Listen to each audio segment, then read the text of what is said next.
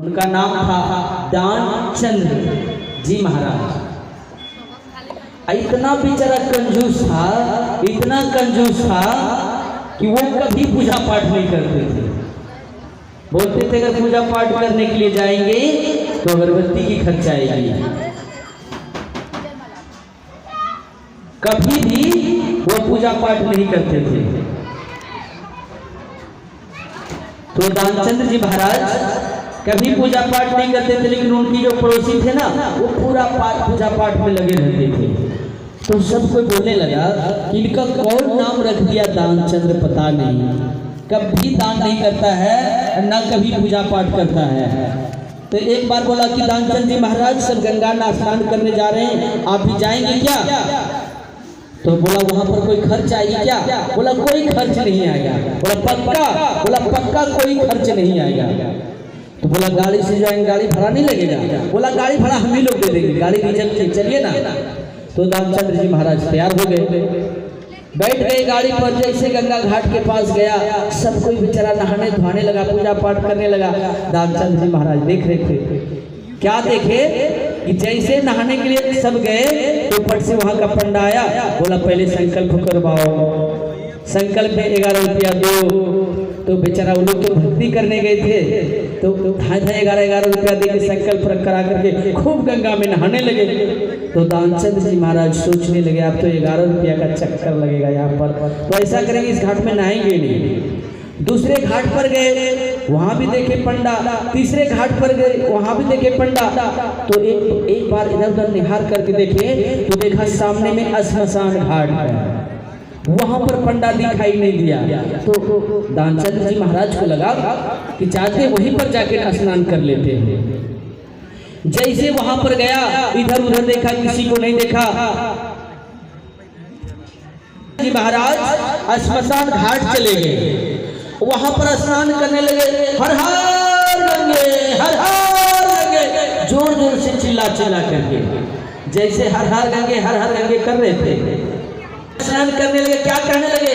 हर हर गंगे, हर हर गंगे। जैसे बोले भगवान पंडा के रूप में बन करके तैयार हो गए। अब जैसे भगवान को वो तो नहीं समझे कि ये भगवान है, ये तो सोचा पंडा आ गया। बोला भैया? बोला हाँ। तुमने गंगा स्नान किया? बोला हाँ किया। बोला दक्षिणा दो। बोले रे दक्षिणा तुम कहाँ से आ गए? बोले तुमको कौन बोला यहाँ पर स्नान करने, ये घाट तो मेरा है, अब दक्षिणा दो हमें। अब दानचंद्र जी महाराज सोचने लगे कि अब तो हम स्नान कर लिए हैं, पहले देख के तो स्नान नहीं करते, अब तो स्नान कर लिए, अब क्या करें? तब सोचने लगा दानचंद्र जी महाराज कि अभी तो इस पंडा को नहीं दूंगा। तो बोला क्या करें? बोला दो। बोला प्रभु देने का तो मैं बहुत कुछ सोच रहा हूँ, आप क्या लेंगे? बोला 1 महीने का अन्न दो खाने का, क्योंकि तुमने श्मशान घाट में नहाया है, इसलिए 1 महीने का ब्रह्मा भोजन तुम्हें देना पड़ेगा। अब वो सोचने लगा दानचंद्र जी महाराज 1 महीने का, बाप रे कितना सारा मांग रहा है।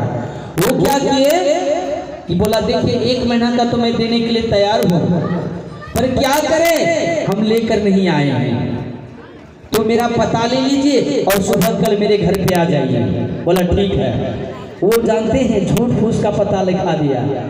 झूठ क्यों लिखाया? सोचा ये तो पंडा है, अगर झूठ पता लिखा देंगे तो मेरे घर पे जा नहीं पाएंगे, तो हम इसे दान नहीं देंगे। झूठ का पता लिखा के दे दिया। वो तो भगवान थे, स्वयं भगवान थे, तो वो जान गए कि ये तो झूठ पता दे रहा है। बोला कोई बात नहीं, स्वीकार कर लिया। दूसरे दिन धीरे धीरे भगवान पंडा जी के रूप में बन करके उसके घर की तरफ जाने लगे। दानचंद्र जी महाराज जा करके जैसे एकदम कुल्ला कर रहे थे, उधर से देखता वो आ रहे हैं। जैसे देखा वही पंडा है, डर से घर भाग गए। घर भागने के बाद पत्नी को जाके बोलता है देखो देखो हम जो कल गंगा स्नान करने गए थे ना, वहां के पंडा मेरे पीछे लग गए हैं, सो वो आ रहे हैं। बोला मेरा पति घर में नहीं है। ठीक यही बोल देना। बोले ठीक है। बेचारा आया उधर से, बोला दानचंद्र कहाँ हो? दानचंद्र कहाँ हो? मेरा दक्षिणा दो। तो उसकी धर्मपत्नी घर से निकली। बोला महाराज किसको खोज रहे हैं? बोले दानचंद्र जी महाराज। बोला वो तो घर में नहीं है, वो तो कल ही चले गए। बोले कहाँ? मुझे बता के नहीं गए। बोले लगता है लेकिन कुछ देर में आ जाएंगे, हम थोड़ी देर यहीं बैठे हैं। बस उसी के दरवाजे पर बैठ गया। क्यों? क्योंकि उन्होंने देख लिया था वो तो भगवान स्वयं थे। बैठ गए। बैठने के बाद अब पत्नी जाके घर में बोली क्या करें जी? बोले क्या हुआ? वो तो पंडा द्वार पे ही बैठ गया। बैठ गया? बोला हाँ। बोला जाओ। बोलना क्या? कि मेरे पति का बहुत जोर तबीयत खराब हो गया, उनको पानी चढ़ रहा है। बोला काहे झूठ बोलेंगे, आपको पानी चढ़ रहा है? बोला अरे जाओ बाबा, झूठ बोल देना, बोलने से क्या होता है, जाओ बोल देना। अब दानचंद्र की पत्नी आई। बोला पंडा जी क्या बताएं, अभी तुरंत मेरे पति जी उधर से आए, उस गेट से अंदर घुसे हैं, लेकिन उसको पानी चढ़ रहा है। बोला क्यों? बोला बहुत बीमार हो गया है। बोला अरे हमें बोलना चाहिए, हम स्वयं वैद्य थे, उनका इलाज कर देते। बोला नहीं पानी चढ़ रहा है। बोला कोई बात नहीं, जब पानी चढ़ा हुआ हो जाएगा तो हम अपना दक्षिणा लेके जाएंगे। फिर वो बैठ गया। फिर जाकर पत्नी को घर में जाके बोली क्या करें जी? अब तो वो और बैठ गया। बोला पानी जब चढ़ा हुआ खत्म हो जाएगा तब दक्षिणा लेके जाएंगे। फिर बोला क्या धीरे से? बोला जाओ। बोला क्या मेरा पति मर गया? दानचंद्र जी महाराज अपने पत्नी को बोला कि जाओ, तुम बोला मेरा पति मर गया। आप बताइए किसी पत्नी को ये बात बोला जाएगा मुझसे कि मेरा पति मर गया जो जीवित हो? बोला नहीं, ये बात मैं नहीं बोल सकती कि मेरा पति मर गया। बोला अरे तुम जाओ ना, झूठ का बोल देना, मरे थोड़ी है, झूठ का तुम बोल देना पंडा को कि मेरा पति मर गया। बेचारी आई, धीरे धीरे ऐसे करके बोलने लगी कि हे पंडा भगवान, हे पंडा जी मेरा पति मर गया। बोला मर गया? बोला हाँ, अभी तुरंत हम गांव वाले को बुलाते हैं। सारे गांव वाले को बुला लिए पंडा, और क्या किया, कच्चा बांस जाके काटने लगे।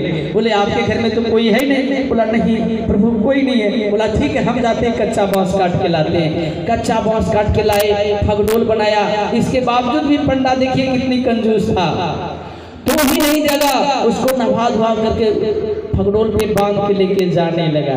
इनके बावजूद भी एकदम साहस को रोक के रखा कि कुछ भी हो जाए पंडा को दक्षिणा देंगे ही नहीं देंगे। इनके बाद धीरे धीरे श्मशान घाट सबको ले चले गए।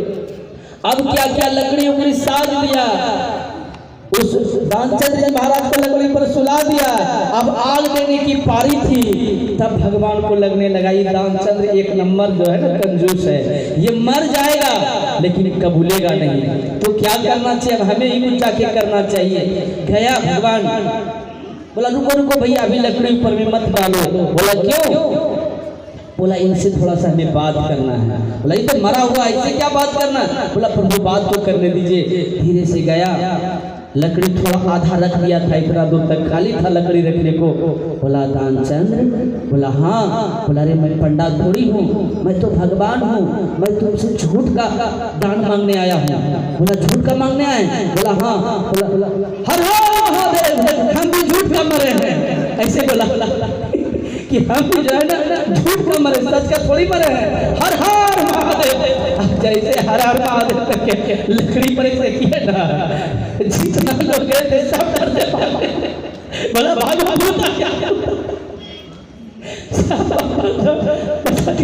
भागते घर आया।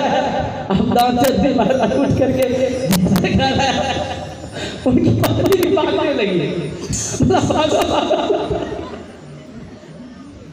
तो ऐसे ऐसे होते हैं कंजूस, समझ में आई?